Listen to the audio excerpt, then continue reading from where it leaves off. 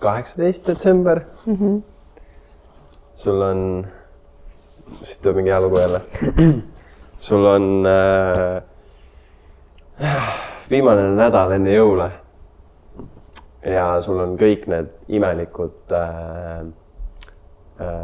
need tööjõulupeod. Imelikud? Imelikud, jah. Ma ei ole kuulnud viimasel ajal jõulupidudest, mis ei oleks olnud nagu siis nendest tööjõulupidudest, mis ei oleks olnud nagu sükestada mingi. See oli veitsi nali. Saad ka arvu, kus sa sellega jõuda tahad? Sul nagu jube kaua läheb. Ja siis sul on vaja jõulupeoks mingit sellist mugavat asja, sest et ilm ei ole kõige parem, samas võiks veits viisakas olla ja siis saad nagu mõistliku hinna eest tahaks mingit viisakat sussi saada. Ja siis võtad need välja ja sa oled nagu mingi toi. Sa oleks pidanud tegema mitte mingi. Sa teed järgmise siis? Tavai.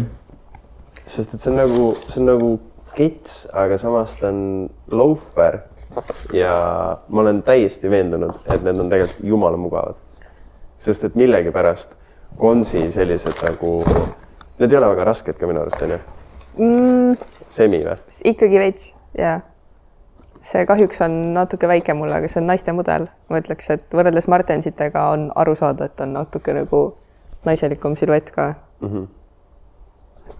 Täitsa põll. Platvorm on veits kõrgem. No, jah. Kas seda on meestele ka või? Seda ei ole meestele. Aga mingi Konsi... Saad oma kolleegi käest küsida. Selline... Rohelised on teil üleval veebis? Ei või? Need on paeltega. Need on kingalaadsed.